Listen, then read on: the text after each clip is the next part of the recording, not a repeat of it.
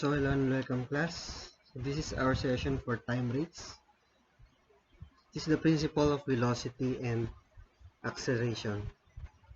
So this is not new to us because this was already tackled in your general physics previously.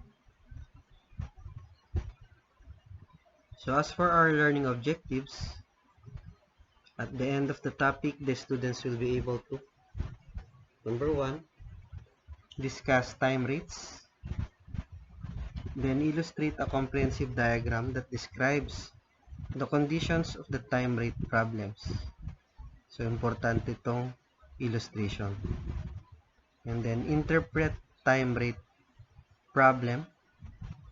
And from that, from the illustration, interpretation, we will be able to construct equations on time rate problems. And finally, apply differentiation on time rate problems.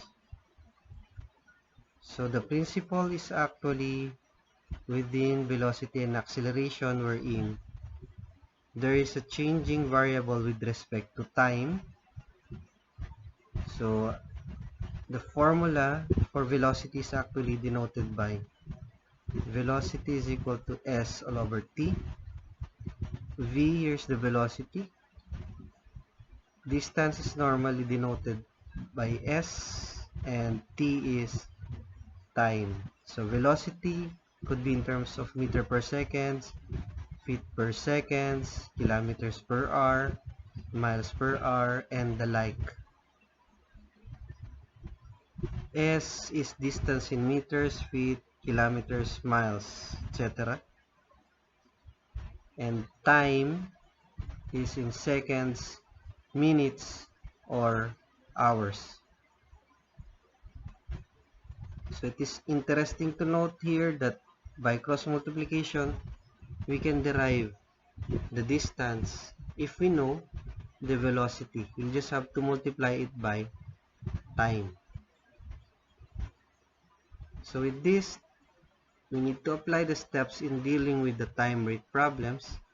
First of all, we need to read and interpret the problem and have an illustration, a geometrical illustration in particular. And then, of course, the illustration will be our basis in constructing relationships of key variables in the problem. And then execute the differentiation with respect to time, or what we call d over dt. So we note that the first derivative of distance with respect to time is the velocity, and then the second derivative of the distance with respect to time is acceleration. If a certain distance s changes with respect to time, it is called velocity. So ito yung tinatawag na rate, distance rate. It is termed as velocity, or it is ds all over dt. And then if a certain velocity changes with respect to time, it is called acceleration. Remember that ds over dt is actually the velocity. And then if we derive it again, we are actually deriving it for the second time, and that becomes dv over dt, or that is d squared s all over dt squared, which is the acceleration. So let us put that into examples. First, we have a man 5.5 feet tall walks away from a lamp post 10 feet high at the rate of 8 feet per second. So distances are given. Of course, we need to determine the unknown. So first, how fast does his shadow lengthen? And then, how fast does the tip of the shadow move? Of course, we need to illustrate considering a lamppost and a man walking away from that lamppost. Of course, that lamppost should have illumination so that it will have its projection on the ground that will cause here a shadow. Okay, so say this shadow has its length, we just denote it by S. Okay, and as the man moves, okay, meron din siyang height 10 feet and 5.5 feet. Kapag lumayo pa siya, hahaba ng haba yung kanyang shadow, and there will be a tip of the shadow projected from the light illumination. So this is denoted by length of the shadow as S. So kapag lumayo pa siya, hahaba na yung kanyang shadow. So therefore, the length of the shadow here is a variable as he moves away from the lamppost because of the projection of light illumination. So this is actually the first unknown, the rate of the length that is changing with respect to time, or that is termed as ds over dt. So x here is the distance of the lamp post when the man is moving away. Okay, so from the man up to the lamp post, that is denoted by x, and he is actually gaining distance as time goes by. So therefore, that refers to his speed or velocity, that is dx over dt, which equates to 8 feet per seconds according to the problem. So dito kitang-kita natin na meron tayong right triangle to work on. Of course, we need to reflect the dimensions. So we delegate that as x and that is s. Okay. So we will work with the right triangle. By similar triangles, we can ratio and proportion height to the base. So starting with the larger triangle, we have x plus s is to 10 is equal to s is to 5.5. By cross multiplication, 5.5 times x plus s is equal to 10 times s. So take note that we have two variables here to be derived. We just have to derive that one, okay, and then come up with the equation. So derivative of x with respect to time is dx over dt. Derivative of s with respect to time is ds over dt. So same true with the right hand equation. So all we have to do is to substitute dx over dt, or the speed of the man, which is found in the equation, and then manipulate, solve for ds over dt. We'll have 9.77 feet per seconds. So that's it for the first unknown.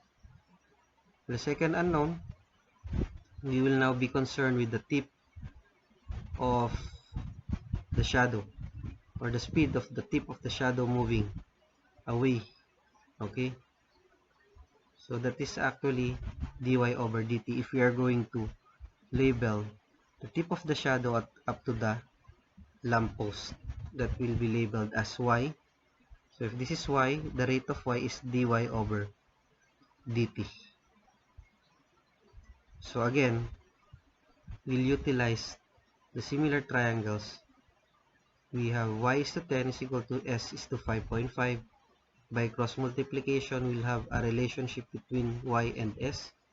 Deriving that equation, we will have 5.5 dy over dt is equal to 10 times ds all over dt. Okay, so we'll just substitute the value of ds over dt obtained a while ago, which equates to 9.77. So here we'll now solve for dy over dt is equal to 17.78 feet per second. So this is the rate of y with respect to time. And y here is the distance of the tip of the shadow from the lamppost. So that's it for the first problem. Moving on to the second problem, we have a balloon leaves the ground 80 feet from an observer and rises vertically upward at 5 feet per second. Letter A. How fast is the balloon receding from an observer after 12 seconds? Letter B. Find the corresponding acceleration. So first of all, we need to illustrate an observer and a balloon that is receding upwards. Obviously, we can form a right triangle. Ito yung tinatawag na angle of elevation in your trigonometry. Okay? So we label the dimensions. So 80 feet is the horizontal distance between the two. And then the vertical variable is 5t, or the distance is equal to velocity times time. Okay, the velocity of the balloon receding is 5 feet per second, so we'll just have to express that by 5 times t. So we'll just label that hypotenuse as s. So the rate of s with respect to time is actually the unknown here. Again, by Pythagorean theorem, we can have this relationship with s 80 and 5t. So we readily derive that equation. So the right or the left hand equation, we have 2s ds over dt, and the first term is 0, and we bring down 2 here, deduct one exponent from 5t, derive the inner term by chain rule, that is equal to 5. So this will be now our equation. Of course, if you notice, here we have 3 unknowns, s, ds over dt, and 5t. No problem sa t, given naman yung t at the instant of 12 seconds. Okay? So, all we need is s at the instant of 12 seconds then. So, we will go back to the original equation to solve for s, substituting when time is 12 seconds, s will be equal to, okay, we extract the square root and we come up with 100 feet. And by that, we directly substitute it on the equation, 12 seconds and the 100 feet as s. So we come up with ds over dt equal to 3 feet per seconds. So that's it for letter A. For letter B, what will be the corresponding acceleration of s? Again, by Pythagorean theorem, s is equal to that equation. Actually, we have already derived that one a while ago. Ito, wag mo munang i-substitute, kasi dodoblein nating i-derive yan. So, do not substitute anything here else yet, no? So, take note, na-cancel na yung 2 on both sides of the equation. So, the equation, we have s times ds over dt is equal to 25t. So, solving for ds over dt, we have 25t all over s. Obviously, this is in the form of a quotient. So, applying the quotient rule, okay, we derive the first or the left and right side of the equation with respect to time.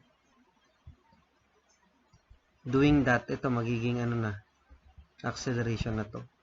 And then apply here the quotient rule, v du minus u dv. So v here is actually s, derivation of 25t with respect to time is 25, minus u dv. U here is 25t, derivation of s with respect to t is ds over dt all over v squared, or s squared in this equation. So finally, we can replace this as acceleration and then substitute the values. S here is 100 at time of 12 seconds. Okay? So ds over dt is equal to 3 all over 100 squared. So by that, we will have an answer of 0.16 feet per seconds. So ds over dt a while ago was computed to be equal to 3 feet per seconds. Yung letter A kanina. Ayun. Okay?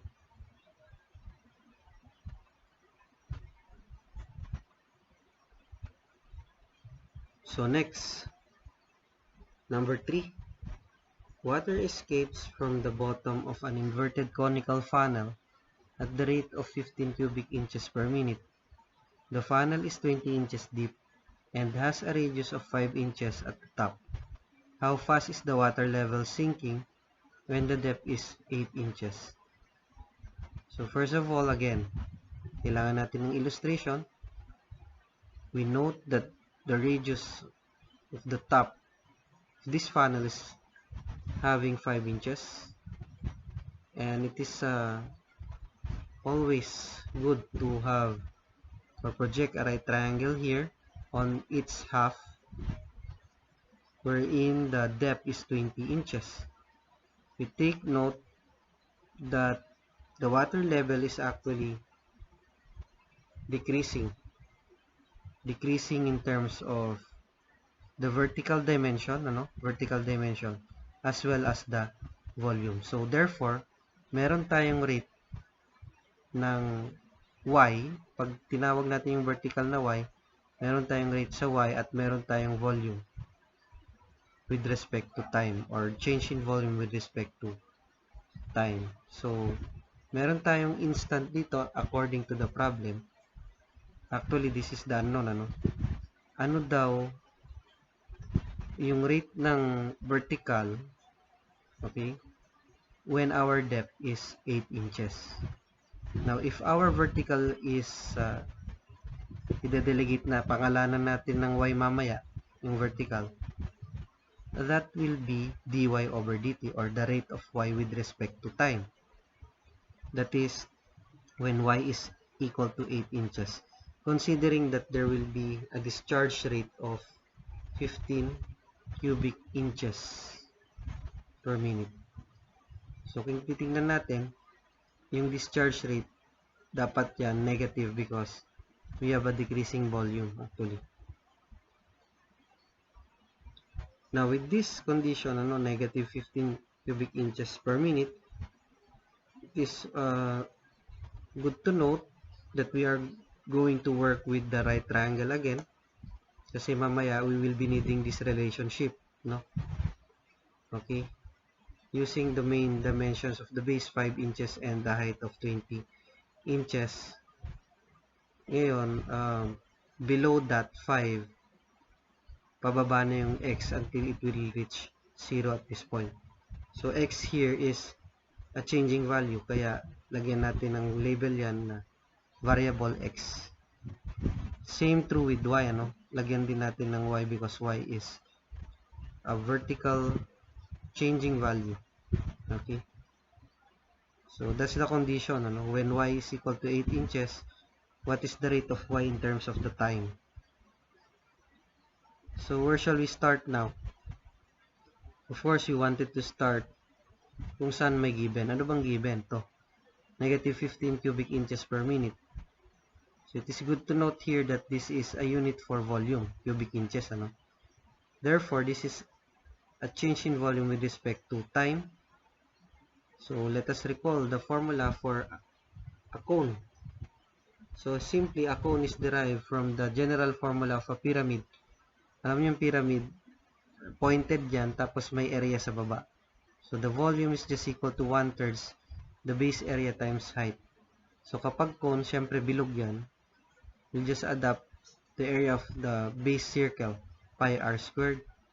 So in this case, if we're going to name x and y, x as our radius, y as our height, we'll come up with this equation, 1/3 pi x squared y. So of course, before derivation, we wanted to simplify this in terms of a single variable with respect to the volume. Kaya nga, we need to express x in terms of y, so that isa na lang yung ating magiging variable in terms of the volume. So by similar triangles, we utilize the base and the height. We have 5 is to x, 20 is to y. Solving for x, x is equal to y over 4. And from that, we substitute it in the equation. Okay?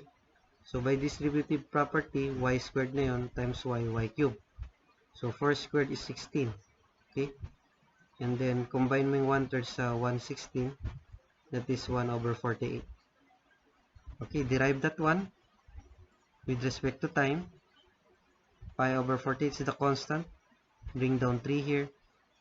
Subtract 1 from that to y cubed, making y squared. And then derive, by chain rule, derive the inner term, dy over dt. So all we have to do is to substitute the values.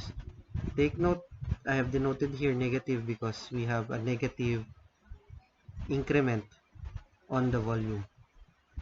Okay? Substituting the values, y here is 8. Kaya ngayong condition, when y is 8, what is dy over dt? So dy over dt will have an answer of negative 1.19 inches per minute. Okay, that's it for number 3.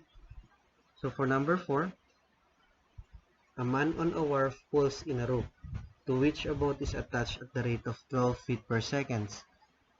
The wharf is 7 feet above the water level. Letter A, find the speed of the boat when there is still 25 feet of rope out. Then letter B, find the acceleration of the boat at this instant. Okay, mag-drawing tayo ng wharf. So, yung sa wharf, merong man that is pulling actually a boat towards him. So, again, we will form a right triangle here. So, it is good to note that this is, the wharf is 7 feet above the water level. Of course, our assumption should be that up to the hand of the man, so that we'll be having a right triangle here. So this is an ideal assumption, kasi kung dito may assume, wala kang right triangle in the first place. Okay, so I'll just label that as 7 feet, and the horizontal distance is a variable or a changing value with respect to time. Same true with this hypotenuse, or the rope length is actually a variable, and it is actually moving at the rate of 12 feet per second according to the problem. Okay, so first find the speed of the boat. Ano yung speed of the boat? It is actually the rate of x, okay, or dx over dt. So by Pythagorean theorem, we will create a relationship between and among those variables. And then we just say that when s is 25 feet, we will come up with x. Why do we need to get x? Because when we derive the original equation, okay, 2s ds over dt is equal to 0 plus 2x dx over dt. We will be needing the value of x here. So, meron na tayong x kagad. So, by that, we'll just have to substitute and come up with the speed of the boat. Okay, that is 12.5 feet per second.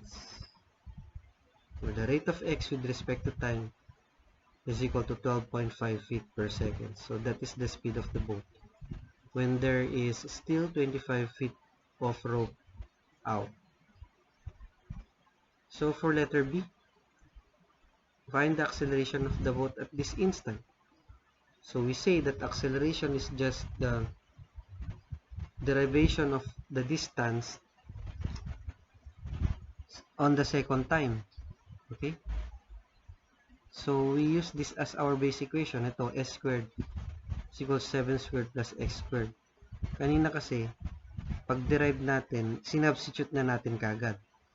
So, pag sinubstitute mo kagad, there's no way that you can derive that again. So, what we do, derive it consecutively, saka tayo magsa-substitute. So, that's the procedure in getting acceleration. So, in getting acceleration, take note class, huwag ka munang mag-substitute ng mga conditions. Just stick to the equation and then derive it twice. Then, that's the time you're going to substitute conditions in the problem. Okay. So, kanina na-derive na natin yan actually. That is 2s ds over dt. 7 squared is 0. This is 2x times dx over dt. So, by chain rule, we need to derive the inside term. It will yield to dx over dt. Okay, take note here, 0, wala na yan. Kakancel na yung 2 dyan. So, this is the equation now. Of course, obviously, that will be a product. In terms of a product rule. Okay, so, we'll apply the product rule. Take note, cancel na yung 2 dito at both sides of the equation. Ito again, reminding you, hindi pa ako nag-substitute dito ng any conditions of the problem. So, nag-derive lang ako This is the second time na magde-derive tayo. So that, this is the product rule, u dv plus v du. So, what is u here? S. So, this is the twice, or the derivation of s for the second time, d squared s all over dt squared. Difference siya dito. So, ds over dt, v du, derivation ng s is ds over dt. So, likewise, on the right-hand equation, we have u dv plus v du, u dv x, derivation of x, or this is the second time that we have derived x, and then plus dx over dt times dx over dt. So, we substitute values here. Ano yung 25 dito? Yung rope na given. Rope out is 25. Anyway, this is 0 kasi the first derivative is already 12.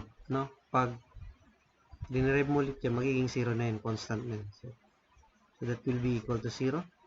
And this is not 12.12. Ano? This is 12 times 12. Ano? Plus 12 times 12. ds over dt was derived to be 12 according to the problem. Ano? So that's it. So moving on to the right hand side of the equation, x, computed x a while ago is 24, and actually this is the second time na na-derive yung x. Ito na yung magiging acceleration natin, and dx over dt is actually 12.5.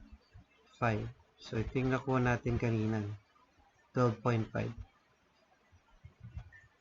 So let's check that. Ayun, 12.5 feet per seconds. So by manipulation, the acceleration will be equal to negative 0.51 feet per second. So ibig sabihin, deceleration siya kasi it is in terms of negative value of acceleration. So this is negative 51 feet per second squared. Okay, so let us have squared here, ano, as a unit for acceleration. Okay, so for the fifth problem, we have here a bridge which is 10 meters above a canal, a motorboat going 3 meters per second passes under the center of the bridge at the same instant that a woman is walking 2 meters per second reaches that point. So take note, maganda to, same instant, ano? Ibig sabihin, nagkatapat sila. Okay, at a certain point. How rapidly they are separating 3 seconds later. So, for us to imagine, of course, there is a bridge. Meron niyang top and then under the bridge. So, a woman on top is walking. And the boat is under the bridge, passing. So, ito yung the same instant na sinasabi. Nagkatapat sila at the same instant. So, this is moving towards certain direction. And the boat is moving another direction. Okay? So, no matter what is the direction, what is important here is that they are separating in a 3D manner or in a 3-dimensional manner. So, we can illustrate that by having a cube projection on their direction, ano? Okay, so we're just dealing with the diagonal of the cube. So pag yan yung cube, ito yung diagonal niya, meron siyang S diagonal ng cube. So we label this as 2t, y2t, velocity times time. Anong velocity ng babae or the woman? 2. So 2 times t. Velocity ng boat is 3 times t. And then, ayan, constant naman yung 10. Okay. Bridge is 10 meters above the canal. What is the rate of their separation? ds over dt with respect to time. Okay. So, dealing with S is just actually the diagonal of a cube which is analogous to Pythagorean theorem. Dadagdagan mo lang ng isang dimension. So, all of the dimensions are squared. So, yung 2t na square yan, 3t na square yan, 10 na square din yun. So, take note na nasa loob yung lahat ng terms. Okay, so we apply the distributive property. Ito 2, mag-distribute 2 squared for t squared. Okay, and then this is 3 squared is actually 9. Distributed yung squared dito sa t, and then 10 squared is 100. And then again, we set the conditions of time, no? Ito time yan. When t is equal to 3 seconds, supposedly, substitute it on the equation. By the way, ito, when t is equal to 3 seconds, we get the value of s. And then, we substitute 3, extract the square root, we have 14.73 meters. So, this is diagonal at time 3 seconds. Okay. So, we need to derive that equation, ano? Ito. So, deriving that one, nagiging, 2s ds over dt, ito. And then, baba mo yung 2, mag-multiply siya sa 4, magiging 8t. Likewise, yung 9, mag-multiply sa 2, 18t plus 0, or the constant. So, we just substitute 3 seconds and 14.73 hour s. So, therefore, they are separating at a rate of 2.65 meter per seconds. So, I think that's it for number 5. So, for 6 to 10, I would like you to do it as for your practice. So, number 6, a ladder 5 meter long leans against a vertical wall of a house. If the bottom of a ladder is pulled horizontally away from the house at 4 meters per second, how fast is the top of the ladder sliding down when the bottom is 3 meters from the wall? So, number 7, the searchlight of a lighthouse which is positioned 2 kilometers from the shoreline tracking a car which is traveling at a constant speed along the shore. If the searchlight is rotating at the rate of 0.25 revolutions per hour, determine the speed of the car when it is 1 kilometers away from the point on the shore nearest to the lighthouse. Number 8. The two adjacent sides of a triangle are 6 meter and 8 meter respectively. If the included angles changing at the rate of 3 radians per minute, at what rate is the area of the triangle changing if the included angle is 30 degrees? Number 9. At 12 noon, both A left appear in the direction north 10 degrees east and 36 nautical miles per hour. At 1 p.m., both B left the same pier in the direction north 70 degrees east at 28 nautical miles per hour. How fast were they separating at 2 p.m.? And then finally, a Ferris wheel has a radius of 10 meters. Its center is 12 meters above the ground. Then when a passenger is 17 meters above the ground, he is actually moving vertically at the rate of 1.81 meter per second. What is the speed of rotation of the wheel in RPM? RPM refers to revolutions per minute. So I would like to emphasize here that in time race, we are not just dealing with distance, but sometimes we can deal with rotation or the angular acceleration na tinatawag. So basically, ang technique lang naman dito is just label all of the conditions in the problem and then somehow form a geometric relations on what will be the given on the problem. Normally, triangle siya. Okay, so with this, let us work with the seat work as your practice, and I'll just have to create a Google form for your uploading. So do it and have a good day, class. Thank you.